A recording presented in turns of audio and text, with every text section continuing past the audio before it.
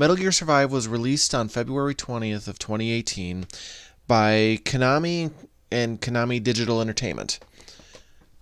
It was released amidst a controversy where they had just fired very publicly and very ugly Hideo Kojima, the creator of Metal Gear. And a lot of fans didn't take well to this game, in part because of the whole breakout with Kojima, and this would be the first non-Kojima-hemmed Metal Gear that wasn't a pachinko machine. And let's face it, we all hate that they're bastardizing Metal Gear with pachinko machines. But the question comes, how did Metal Gear Survive turn out? Did it turn out to be a masterpiece that nobody saw coming? Or is it as big a disappointment as we all thought it would be? Well, a couple days ago, I managed to get a coupon from the Redbox. Not a sponsored video. But I managed to get a coupon for the Redbox for a free one-night game rental. So they had Metal Gear Survive. I figure I've been curious enough to check it out. So this is my view after spending about 24 hours with Metal Gear Survive. I should note I haven't beaten the game yet, and the game's already been returned as I'm recording the audio for this, so I'm not going to be beating it anytime soon. Up to the point I've gotten in the game, it's obvious they took a lot of assets straight from Metal Gear Solid 5.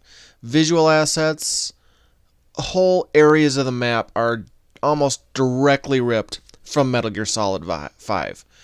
That's not necessarily a bad thing. A lot of game developers will do this in order to make their development quicker, a little easier. So I'm not going to fault them that. The gameplay engine is basically the same as Metal Gear Solid 5. For the most part, it's got a few tweaks, some of which we'll talk about in a minute. They've changed around the controls a little bit. You know, it's not quite as good as Metal Gear Solid 5, but the controls aren't terrible either. The game plays well. It uses assets from Metal Gear Solid 5. It looks really good, as you can see on the screen.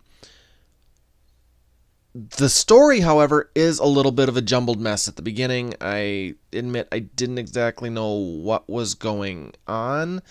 I get that it's kind of an alternate reality that takes place after Ground Zeroes, but that's about all I got out of it.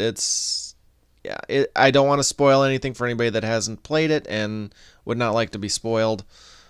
But in kind of true Metal Gear fashion, it's a weird beginning. It's got a weird element to it. And it is very much a very basic zombie horde survival game. When you get where you're going, you start getting a lot of missions, and these missions tend to be very black and white. They all boil down to the same thing.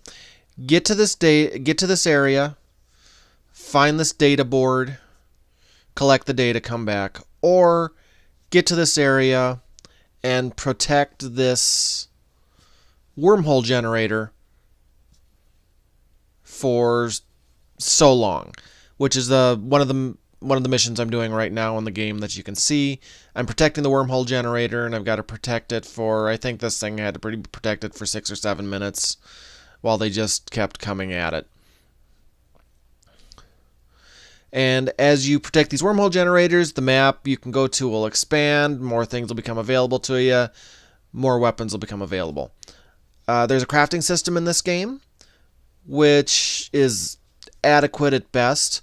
One complaint I definitely have about that is, for example, in order to make food, there's your basic campfire and there's an advanced one. You can kind of see it in the corner there, or you could for a split second. In order to make stuff from the basic campfire, you have to have the basic campfire. In order to have stuff from the advanced one, you have to have the advanced one. You cannot make the basic campfire stuff on the advanced campfire area.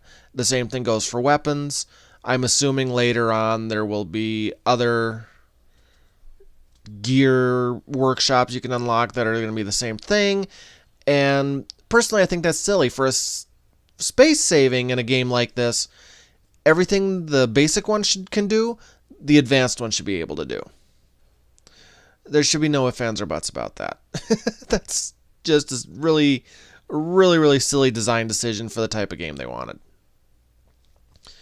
This game kind of brings back from Metal Gear Solid 3 the hunger and adds a thirst gauge to it. These things are constant issues throughout the game. I continually found myself hungry and needing to find food, but there's no food anywhere. And I understand that this is supposed to be in part a survival game, and given where you are, there might not be a whole lot of food, but it was just a constantly ridiculous struggle. Your hunger, at least from my playthrough, maybe something comes along later in the game that mitigates it, but it drains too quickly. Your thirst, same thing. And you gotta wait until I don't know how far into the game to get clean water to drink. Otherwise, you're typically running into the Metal Gear diarrhea joke if you drink dirty water. So yeah,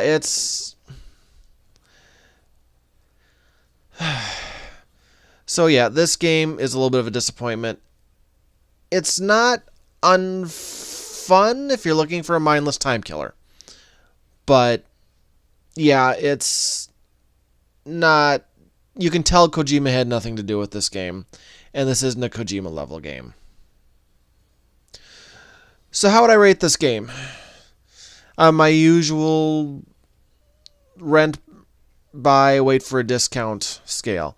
I definitely would not pay full price for this game, and full price for this game is about $40. I would either rent it, even though you probably won't get through the story in the time you're renting it for, or I would wait for a heavy discount, wait for it to hit the $5 bin at GameStop, or wait for it to be a free download from the PSN or Xbox Live systems. Thanks for joining me for this Metal Gear Solid Survive review. I can't even talk. Oh, and here's one more little gripe I have with the game. Instead of full-fledged cutscenes, you get these dialogue trees that you have to clip through. That is a severe downgrade from 5, and part of the reason this is a little bit of a disappointing game. Again, get it at a heavy discount. It's okay for a time killer. If I ever see it used for $5, I might pick it up, but otherwise, I don't plan to delve back into this game anytime soon, and I'm a huge Metal Gear fan. I love Metal Gear. Thanks for joining me for this review. This has been Al. I'll see you next time.